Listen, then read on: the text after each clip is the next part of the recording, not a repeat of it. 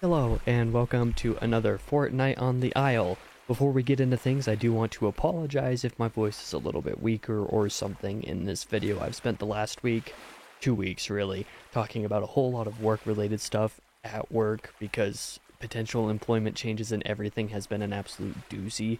My brain is very tired because of it, and over the past several days, I've recorded well over a dozen videos, several per day. It's been kind of a crazy schedule I put myself on, trying to get ahead of stuff because of work-related things, but it's a whole thing. The main thing that I'm actually really aggravated about because of the work stuff was the fact that my reading plans, not my reading plans, that's a lie, my writing plans, I was finally getting back into the groove, starting to get into stuff, and then work just absolutely made that an impossibility.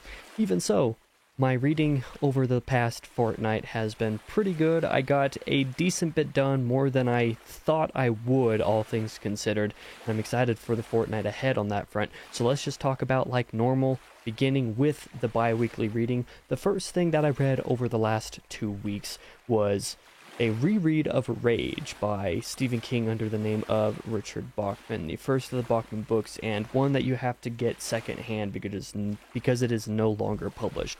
A book that I, at the time when I first read it, through the past few years, and even now after the reread, considered to be highly underrated, and one that is surprisingly nuanced and thematically potent, and handles a lot of those, really a lot of that content a lot better than you might expect based off of the reputation that it has, given that, King took it off the market and whatnot. It's one that right after I'm done recording this, I'm going to be recording my review of this to come out. I don't remember. It's going to be a little while before it actually comes to the channel, but it is one that it's going to be one of my few reviews that goes into spoilers solely for the sake of talking about certain spoilers at one point of it, because I think they're important to talk about, and to talk about how I feel about the book's controversy versus the worth of the book aside from that. Other than that, I did do an audiobook over the last couple weeks. I forgot to pull it up before I actually started talking about this. I might as well find it wherever the heck it is. That would be this book right here, Forced Perspectives by Tim Powers, the second book in the Vickery and Castine trilogy, one that had some things going for it that made it better than the first book, but then had other things that kind of held it back compared to the first book. A couple of books that are okay, not my favorite, not books that I would actively recommend at this point. Maybe the third book will change my mind. They're just, audiobooks that I've had to listen to just because I could, but when it comes to Tim Powers and how highly recommended he as an author comes to me from some other people, I definitely think that Vickery and Castine is not the way to go as far as Tim Powers is. I'm going to try some of his other books later once I finish the trilogy, but, Forced Perspectives went alright. I didn't hate the book, but I also didn't really like it beyond beyond a handful of great moments and scenes, I'll say. The other thing that I read was something a little bit different. I did do my first dedicated manga read, Goodbye Eri by Tetsuki Fujimoto, a manga that I knew about or was familiar with because of a video on Daryl Talks Games, a video called, I believe, Horror Games That Force You to Wake Up, Horror Games Where You Wake Up, or Horror Games About Waking Up, something along those lines. I forget the exact title, but it's something along those lines. A video that made me interested in trying the manga, and I gave it enough time to forget most of the spoilers that I got from that video, or forget most of the fine details, even if I still remember the broad strokes, and it still hit me pretty emotionally hard despite knowing what was going to happen, basically. So it's one that I recommend checking out blind if you are somebody who is into manga, for sure, even though I'm not a manga reader and therefore can't really recommend manga on account of just, the medium. It is a good story, and one that has plenty to think about for being one small 200-page volume. Otherwise, a couple of the main projects that I've been working on over this week especially, or rather the past week and a half especially. The House of Hades, I finally started this, the fourth book in the Heroes of Olympus by Rick Riordan. I'm not quite halfway through with it. I'm a little over 40%. I'm not going to be able to finish this by the end of April, but I should be able to finish it in the first few days of May, so have it finished by the time I'm actually recording my next monthly reading wrap-up and TBR video. I'm hoping to have it done by then, despite it being the longest book in the series. In memory, this is my favorite of the series. I'm having a good time with it. Just as always, I always really enjoy Riordan. I've been surprised on this reread to find just how short the Percy and Annabeth POVs are compared to all of the other ones, like less than half as long in most cases. But even so, I'm enjoying the back and forth. I'm enjoying both most major plot lines and coming to the end of the story. And I'm actually really, really excited to come to The Blood of Olympus. That's one that I have a lot of nostalgia for pretty soon. So, you know, I'm excited about that. But this is the book that I started a week and a half ago, 2 weekends ago, I should say, that I'm enjoying surprisingly much. Infinite Jest by David Foster Wallace, if I could speak. Getting way too tongue-tied in way too many videos recently. A nearly 1,100 page tome of a book that is said to be rather dense and complicated in most regards. I will say, being 68 pages into the main book, but you have to add on 12 pages of endnotes that have already been needed to be read at this point, so I've read 80 pages of the book so far.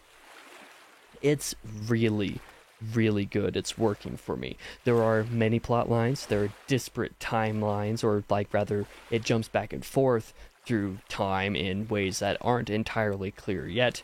There are lots of hints being dropped about the importance of certain items and how those things might combine certain of the plot lines later that I'm excited to read about. And really, the writing is just incredible, even when the writing is a little bit dense. And the more dense it gets, the slower it is reading, the harder it is to get through.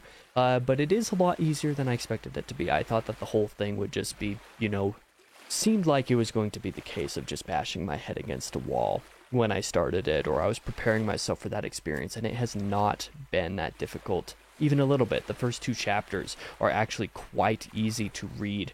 And the second chapter was surprisingly easy to read, given that it's 10 pages split between only 2 paragraphs. Yeah, like 1 paragraph break in the entire chapter, but it was written in such a way that was really compelling. And much of the book so far has been written in a very compelling way, where even when it is dense, you're still like intrigued by the characters and learning a little bit more about certain mindsets and like the details of certain things, certain moments of life and living that are really compelling. The way that Foster has, or rather Foster Wallace, David Foster Wallace has handled addiction, especially even so far, has been really, really good. Surprisingly so, even for someone who doesn't have much experience with addiction personally or within my close family. Handles those topics very, very real, and I found every storyline so far to have something in it that I'm looking forward to seeing more of. It's a book that I'm really enjoying so far, despite only being 80 pages in. You know, you come into this with the warning that, like, oh, it's pretty slow, confusing, you have to wait 250 pages for the plot lines to start to converge, and then things pick up from there. But, like, I've been having a really good time with it so far anyway, and I've spent a lot of brain power each day that I've been reading it, which are, you know, Friday, Saturday, Sundays, my weekends. Just thinking about this and kind of formulating some things. There are a couple spoilers that kind of go through the entire book, I suppose, to some degree, that I have been spoiled about. Elements that I'm not going to mention here, of course, because I don't want to spoil you if you haven't read it or if you haven't finished it. Knowing some of those things ahead of time have made, I believe, my journey with it so far a little bit easier than maybe it would be. So maybe my journey has been affected by the fact that I know those things, or know to look out for certain things that I otherwise wouldn't be aware of. But I've just been really, really enjoying the book as is so far, and I'm really looking forward to continue. There's a chance that if I'm able to continue at the pace that I have been on most days that I'm able to read it, I might be able to finish this, you know, a few weeks, maybe even earlier than I have scheduled out. For those who don't know, I have this scheduled out lasting me until like September, because I read really slow, and I only really have, you know, the mornings of the 3 weekend days to dedicatedly read for a few hours at a time. That's when I read this. Any other reading time I get throughout the week is usually in slower or in quick, short bursts, so I read easier, faster stuff in those moments. Infinite Jest is just working for me so far, and I'm really looking forward to continue. With that being said, let's move on. I'm going to stop rambling about the books, and I'm going to briefly talk about the bi-weekly writing, and briefly in a very salty manner because I got 250 words written, so more than the last, 3 fortnights or something, maybe closer to 500 because of technicalities with Scrivener, the program that I do my writing stuff in. I got back in the mood. I came up with ideas that I really needed to come up with that found ways to solve problems I was having with the outline I'm currently revising. And then work completely ruined my groove, completely ruined it. Even though my mind is still kind of in that place and I still want to get back to more writing now, I'm not having trouble with that mindset. It's just the fact that I haven't had the time or ability to actually go in and continue my editing no matter how hard I've tried over the last week and a half. It's been a pain in my butt. But things are looking good for when I am able to actually get some time focused on that. I'm probably going to burst through and finish that outline relatively quickly now that I kind of know some ways to handle the problems that I've been having. Otherwise, I got several hundred words, maybe more, maybe a couple thousand, I don't know, on brief reviews for a couple pieces on Goodreads.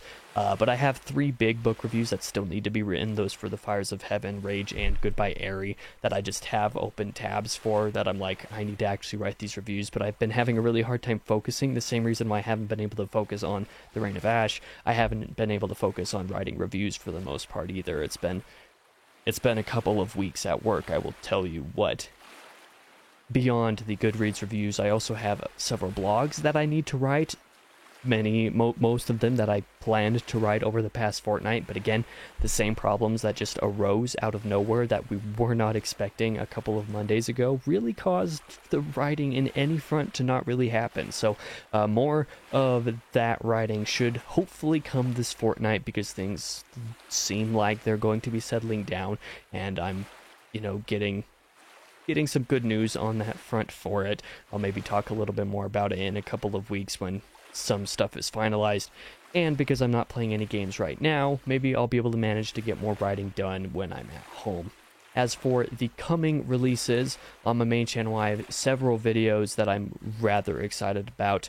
On the 30th, this Tuesday, will be a review of At Night, All Blood is Black by David Diop. Several months ago, you might recall that I published a video that was a reading diary of the book, and I did that because I wanted to talk about it in a spoiler context. I wanted to talk about the spoilers and kind of theorize a little bit, kind of give more or less what my personal interpretation of the story and essentially the ending was, because I felt like it warranted spoilers without, taking a spoiler-free review and then having a spoiler section that is longer than the spoiler-free review. That's not my style when it comes to reviews. Sometimes I'll include spoiler sections in reviews, but usually those are for a few minutes and that's about it.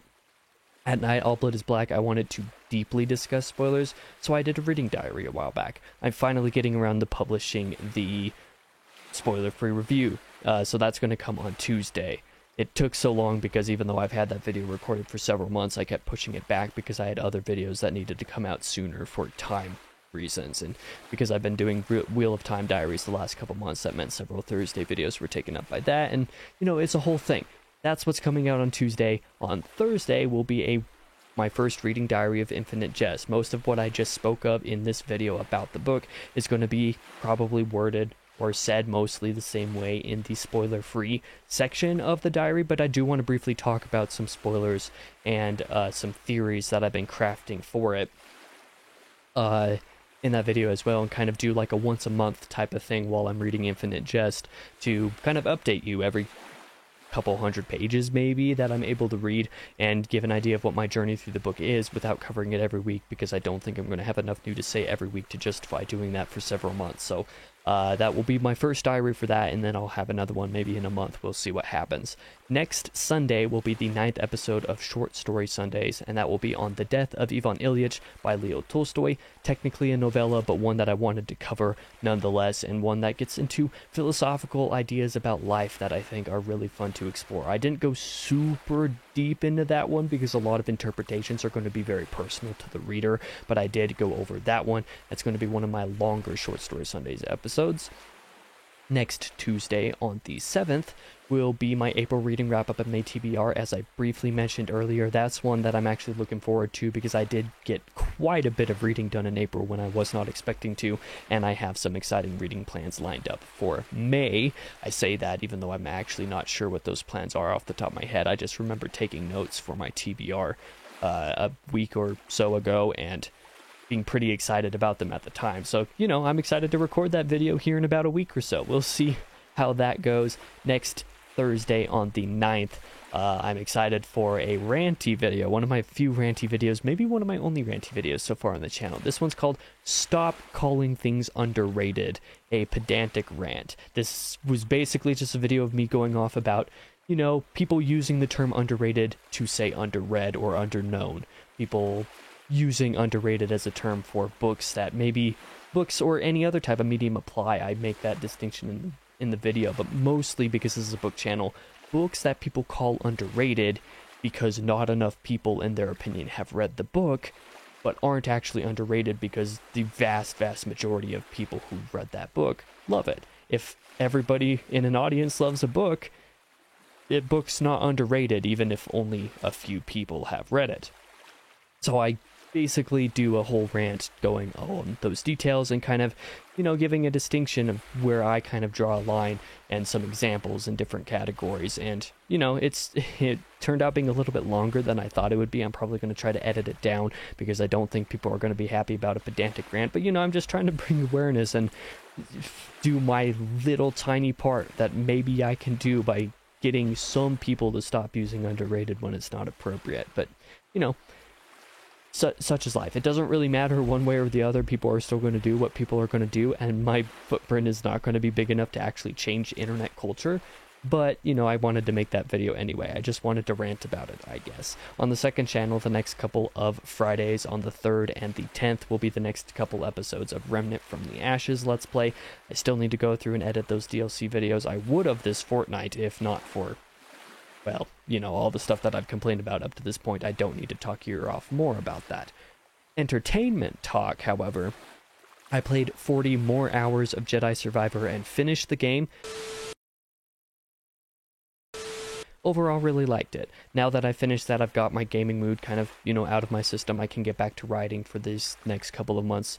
Hopefully I'm able to focus on that more. But playing Jedi Survivor was nice. It was nice to get a little bit of a break, spend a decent amount of time, a long amount of time playing the same game over a couple of weeks.